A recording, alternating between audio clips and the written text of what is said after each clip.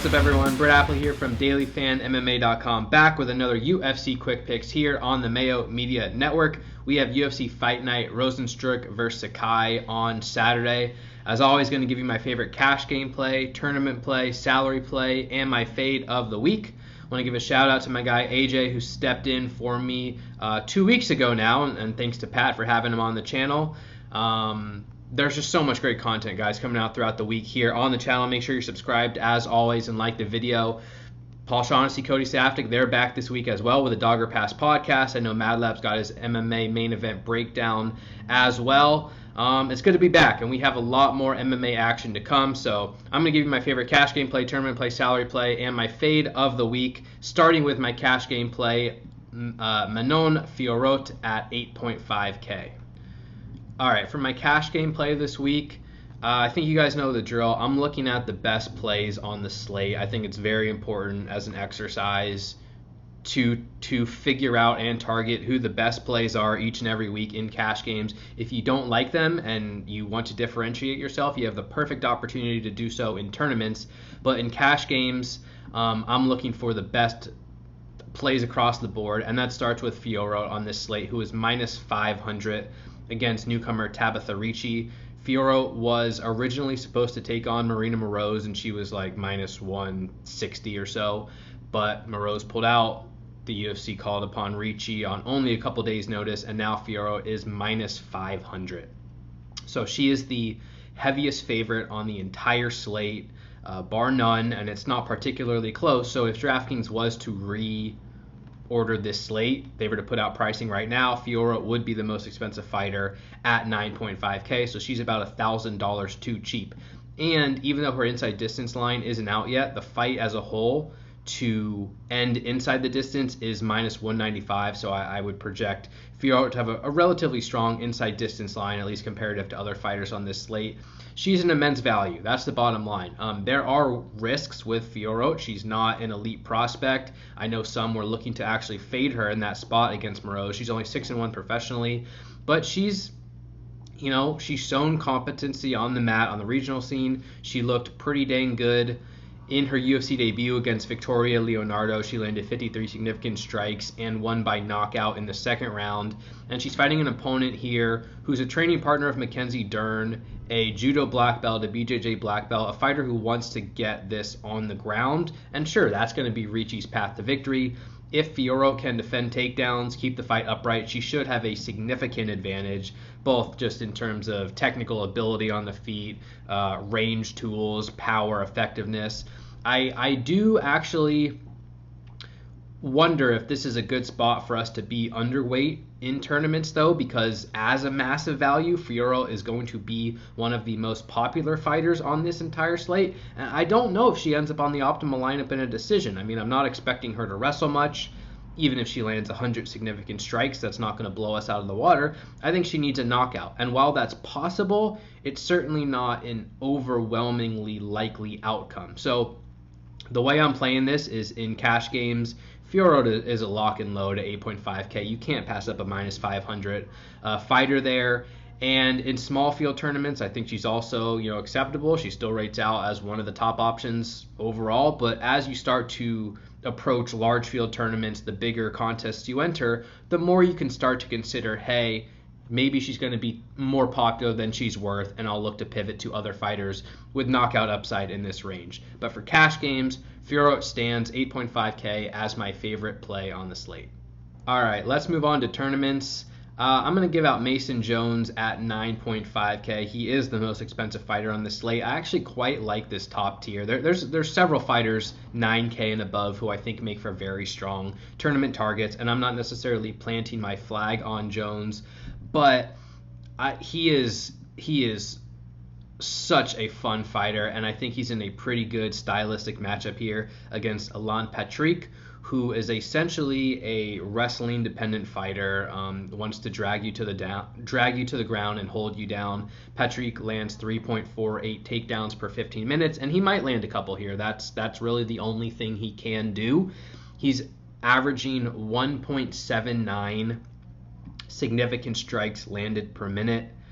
He doesn't really have any other game to go off of. I mean, in his last, 4 fights. In his last 5 fights, he's landed 19, 25, 28, 7, 25 strikes. He doesn't have any other path to victory besides wrestling, and he's looked good against some lower level wrestlers. He landed 9 takedowns against Hadzovic, for example, 5 against Stevie Ray. But when he fights good competition, he generally gets smashed, and he was knocked out by Mirabek Taisumov.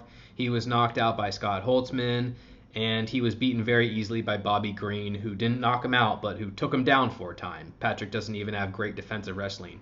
Mason Jones is a dog. He is going to go to war with pretty much every opponent. His UFC debut, he fought Mike Davis and looked pretty good in that fight. Mike Davis is a very talented opponent.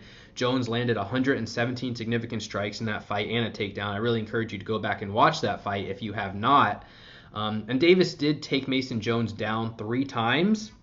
However, he was only able to score 50 seconds of control time, which means Jones was able to scramble back up to his feet pretty quickly.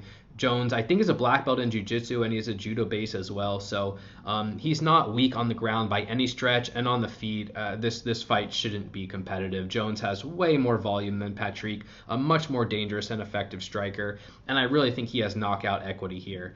When Patrick loses, like I said, he tends to get smashed. In his last 3 losses, he's given up 2 knockdowns, 2 TKOs, and 4 takedowns. So when Jones wins, if he wins, I think he has a very good chance at a knockout, a knockdown, and if not, I think he can land takedowns as well. So there are many ways for Jones to score. His volume is incredible. He's pretty safe. He's up at -300 to win, and his inside distance line is very strong at +110. That's one of the best lines on the entire slate. There are better grapplers in this top range, but I really like this matchup for Mason Jones as long as he can keep the fight upright for a period of time. I just think he has a tremendous advantage over Patrick, and I think a knockout is very much in play. So at 9.5K, Jones is one of my favorite fighters on the board, and he's going to be my tournament play of the week. Moving on to my salary play of the week. Let's go with Gregory Rodriguez at 7.6K fighting Dusko Todorovic. Rodriguez is +110 to win against Todorovic, so he's actually a little bit of a value here, which I like, but most importantly, this fight is -270 to end inside the distance, and I really think Rodriguez has a good chance to win this fight inside the distance if he wins at all. Dusko Todorovic he was kind of hyped up coming off the Contender Series, and he fought Punahele Soriano in his last fight, and unfortunately his flaws came to light. That was a result I kind of expected, but Todorovic is very long and tall and shows good volume and has a decent ground game, but he doesn't have tools that keep him at range, so he tends to rush into the pocket. And against Punahele Soriano, when he rushed into the pocket, he just got cracked over and over again. Soriano dropped him twice in the first round, won by knockout. And Rodriguez isn't necessarily a great talent. He actually lost on the Contender Series 2. He was knocked out in round 1, and I think when Rodriguez loses, it's likely to come by knockout again.